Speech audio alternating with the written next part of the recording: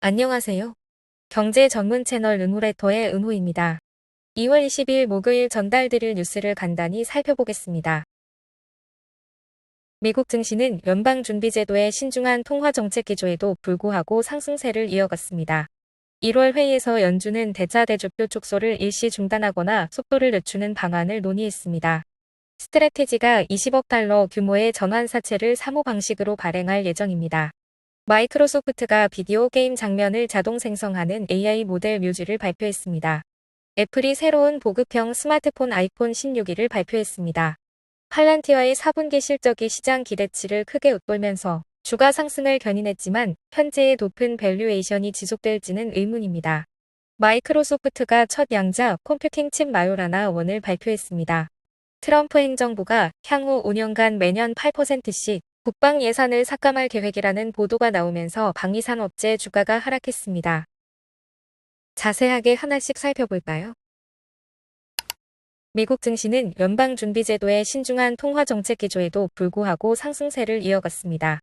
S&P 500 지수는 0.24%, 나스닥 지수는 0.075%, 다우 지수는 0.16% 상승했습니다.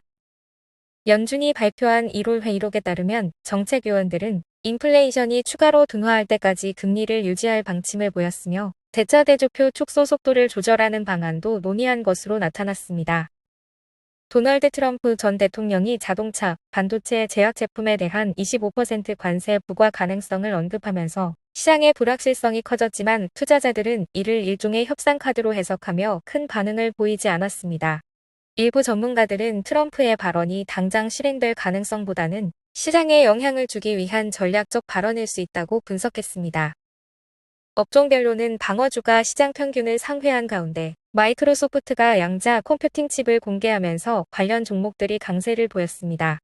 반면 미국 주택시장이 둔화 조짐을 보이며 홈빌더 섹터는 1.8% 하락했습니다. 1월 신규 주택 착공 건수가 전월 대비 9.8% 감소하며 예상보다 부진한 모습을 보였고 높은 모기지 금리와 한파가 주요 원인으로 지목됐습니다.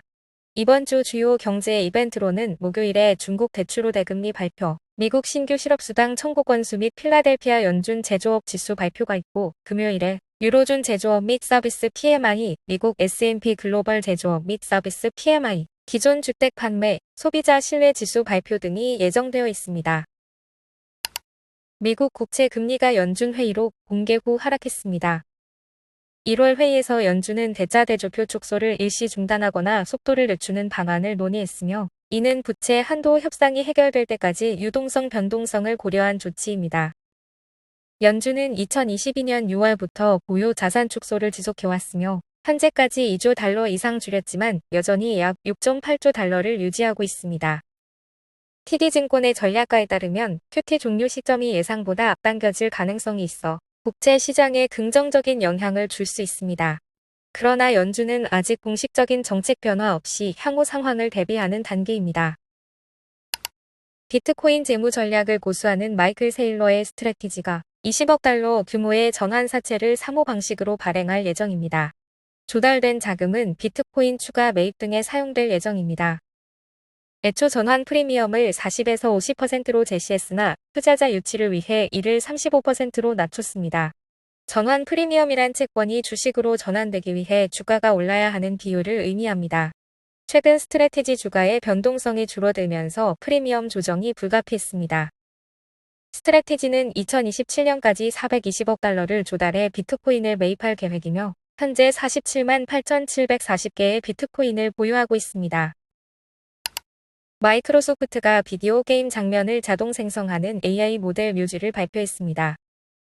이 모델은 엑스박스의 게임 데이터와 컨트롤러 입력 정보를 기반으로 훈련되었으며 개발사들이 기존보다 적은 비용으로 게임을 제작할 수 있도록 돕는 것을 목표로 합니다.